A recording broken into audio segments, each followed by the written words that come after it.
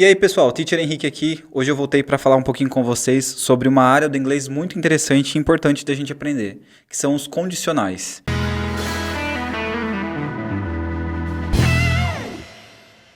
Você já deve ter ouvido falar sobre os condicionais, que são as formações de frases, de sentenças que falam e fazem condições, né?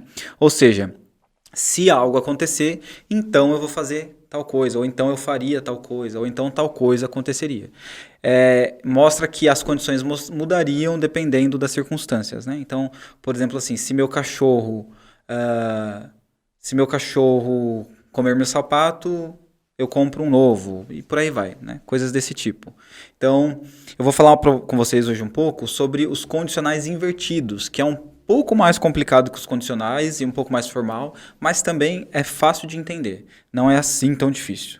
Tá legal? A gente vai falar hoje sobre 3 condicionais e eu vou mostrar para vocês aqui como é que a gente pode usar eles. Então me acompanha aqui, ó. Vamos falar aqui primeiro sobre o first conditional, né? Aqui dentro dos inverted conditionals, que é esse aqui, olha. If she calls, I will tell her I'm busy. If she calls, I will tell her I'm busy. Então, uma das primeiras características dos inverted conditionals é que a frase condicional, ao invés de começar com if, que é algo muito comum, né, algo que é automático nessas frases condicionais, no inverted conditionals a gente não vai ter o uso do if, a gente vai eliminar. Então, a linguagem fica um pouco mais formal, mais culta, até mesmo um pouco mais fluente, né? Então, olha, ao invés de a gente dizer if she calls, ou se ela ligar, a gente vai dizer should she call? Should she call? E aí a gente pode continuar a frase da mesma forma. Então, should she call, I will tell her I'm busy. Should she call, I will tell her I'm busy. Então, olha aqui, ó. No primeiro condicional, a gente vê que a gente começa com o if, e aí a gente tem aqui o I will, que está mostrando o que vai acontecer se ela ligar. Se ela ligar, eu vou dizer que estou ocupado. Agora, no inverted conditional, a gente tira o if. Então, a gente usa aqui o should. Should she call, I will tell her I'm busy. Tá? Essa é uma das primeiras formas de a gente usar o inverted conditional. Agora, pessoal, um second conditional aqui, ó, uma segunda condicional que a gente vai aprender aqui, ó. Então, nessa frase, a gente lê aqui, ó, if I won the lottery, I would buy a big house. If I won the lottery, I would buy a big house. Então, se, aqui a gente vê o se de novo, né? Esse se que eu tô falando aqui, pessoal, é o se, né? SE. Se eu ganhasse na loteria, o won tá no passado, então é ganhasse. If I won the lottery, se eu ganhasse na loteria, I would buy a big house. Então, olha aqui, ó, o would buy, que é o compraria. Compraria. Então, se eu ganhasse na loteria, eu compraria uma casa grande, né? A big house. E aí, como é que a gente pode transformar isso num inverted conditional?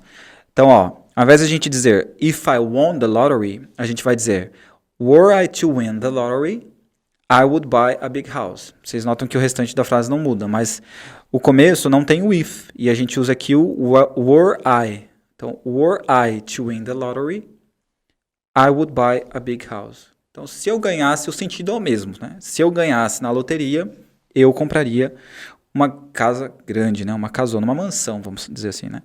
Quem não, né? E por último, o terceiro condicional. Olha aqui, ó, third conditional. Mais uma vez a gente vê aqui começando com if. If I had known, I wouldn't have made that mistake.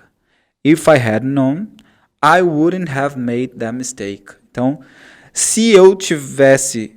Aqui, se a gente for traduzir ao pé da letra, pessoal, o had known ficaria tivesse sabido, mas a gente não vai falar assim, né? A gente vai dizer se eu soubesse. Então, se eu soubesse, I wouldn't have made that mistake. Eu não teria feito, eu não teria cometido aquele erro, né? Ou não teria feito isso. Então, mais uma vez, a gente começa o conditional com o if, e aí had known, né? Soubesse, aqui. Mais uma vez a gente vê que está no passado. Passado. If I had known, I wouldn't have made that mistake. Não teria feito esse erro, né? Não teria cometido esse erro. Wouldn't é negativo, have, né? Teria, não teria, no passado. E como é que a gente pode transformar isso num conditional ou num inverted conditional? Ao invés de a gente usar o if I, a gente vai dizer o had I known. Olha aqui, ó. Had I known. Had I known, I wouldn't have made that mistake. Então, se eu tivesse, né, se eu soubesse disso antes, se eu tivesse essa informação, eu não teria cometido esse erro. Então, os condicionais, pessoal, são uma parte muito importante da língua. Eles são muito comuns no dia a dia. E é muito interessante a gente entender o seu funcionamento. Por quê? No dia a dia vai ser muito comum a gente ver as pessoas usando, e a gente também vai poder usar o if, né, para falar sobre condicionais, e aí continuar a frase como a gente viu aqui, podendo usar o will, o would, o could, agora, ou o should até, né? Agora, no inverted, a gente tem uma formação da frase, né, muito precisa, né? E a gente pode talvez ficar confuso se alguém falar isso pra gente, né, dessa forma. Mas o significado, como a gente viu, é o mesmo, não muda. Tá legal? Então espero que vocês tenham gostado, né, que isso possa ajudar vocês aí a entenderem um pouco melhor o funcionamento do inglês. As condições, os condicionais também existem no português, né? A gente fala muito isso, né? Então, se eu soubesse, eu teria feito. Ah, se valesse a pena, eu faria, né? Então, a gente também usa condicionais na língua portuguesa.